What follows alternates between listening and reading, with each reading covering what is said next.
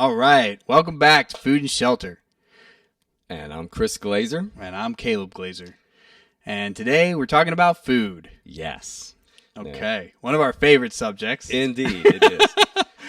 It's the name of the podcast, so you know. And we're going to define our terms this morning. Yeah. And okay, so what is our term Our for term today is sustainability. All right, sustainability. We talk about that a lot with construction. We do, but and about food, what we're referencing now is in particular consistency and the sustainability in terms of that kind of place that you go to.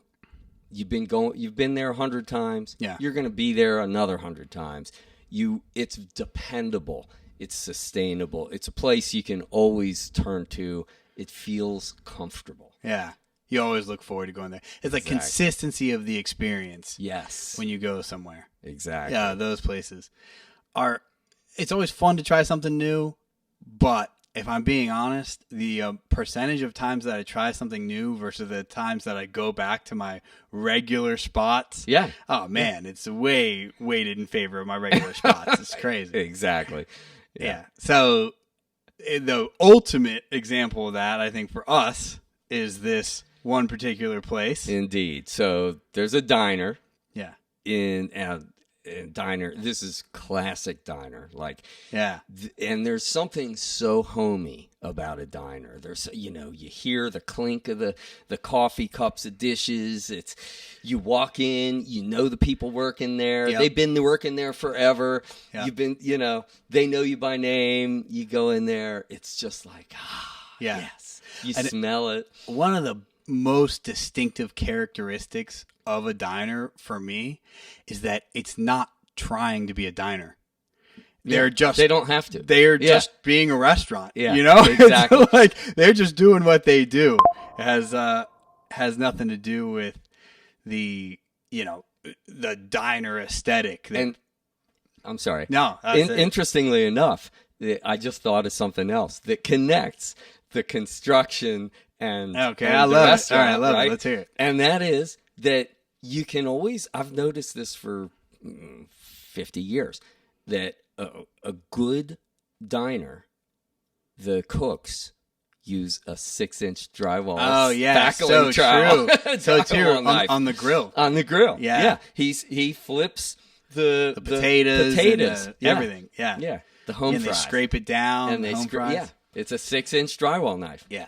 And that's perfect segue because really I feel like Nick's signature dish that everyone knows are their home fries. Totally. And why? Because they're unbelievable. They're amazing. They are the best home fries I've ever had for me as anywhere well. in the world. Absolutely. Yeah, totally. Yeah. And what makes them so good is that they just overcook the potatoes a little bit, and they get them crispy on the outside, super soft on the inside, tons of salt and pepper, but then a bunch of onions and peppers and stuff in there. Yeah, and but not too much. It's not overwhelming. Not overwhelming. It's just the right amount. They fry it all down on the same griddle where they're cooking the steaks and the ham and the eggs and everything, and so you get all of those flavors just soak into those potatoes. And they give you a big pile of them. Like it's you don't leave there hungry. No, never. No, usually it's the opposite problem. So I was, there's another wild thing about the place that I love. When I was in high school, so this was a long time ago. Okay? Longer than you'd like to admit. Exactly. Believe it or not, this was in the late 70s that I saw a movie that was a driver's ed movie that had Nick's Diner in it. Oh, yeah. But it was then called Joe's, and they used to sell beer. And they use it, and they show this kid drinking beer out of a pitcher. He drinks the whole thing, and then he goes drunk driving and kills himself and a bunch of other people. It's like a horror driver's ed movie, awful.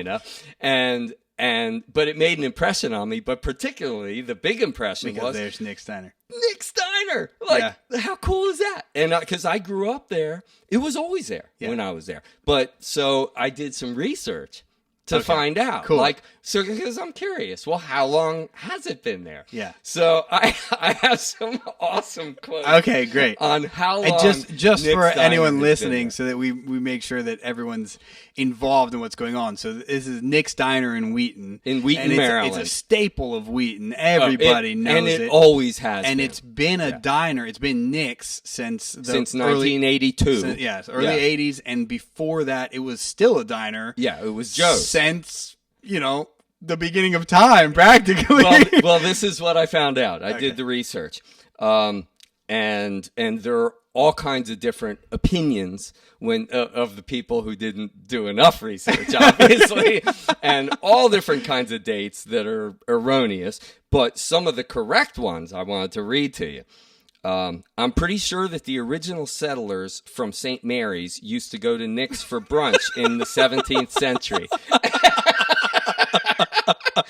And then I think the Indians cooked there. And then forever. Yeah. There were like 100 comments. These are all forever. answers These for are answers when did for it when did open. Nick's open. Yeah. Right. And then my ultimate favorite one, when the Dead Sea was only sick. That's amazing. Yeah. But that's amazing. But really, they opened in 1951. Okay. And it was probably not long after that the movie was made that I saw. Right, when it was Joe's at that point. Joe's, I believe. And but anyway, it was the same place because they've had place. that there's this that metal, that little flimsy aluminum awning over the front that's all beat up. It's iconic. Honestly. It is. Yeah, and it's still there, and it's been there for 75 years. 74 years. I remember That's awesome. just about when was it? About 9 months ago or a year ago, they repainted the inside and got new tables and chairs.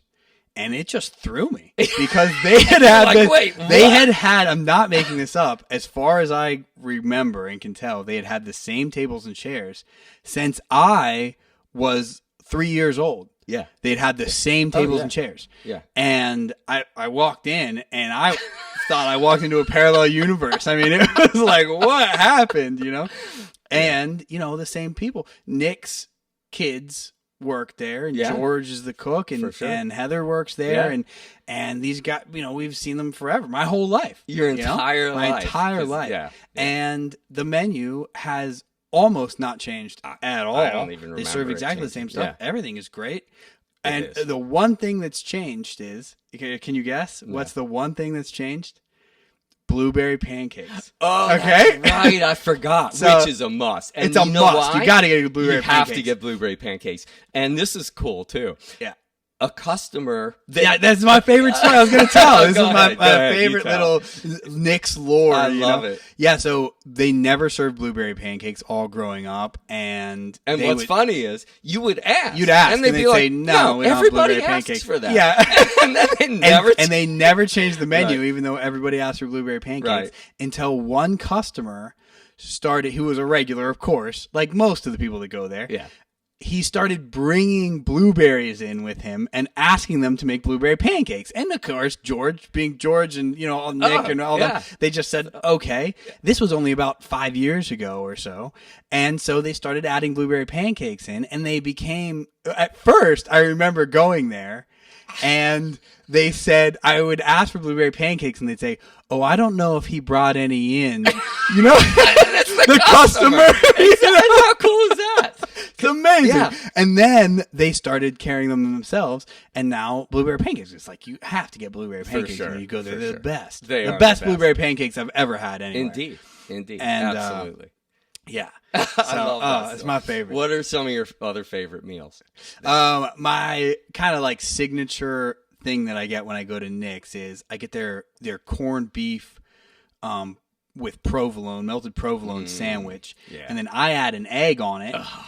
And an over easy egg. Yeah, so it and drips, so it it's so down. messy, but it's so good.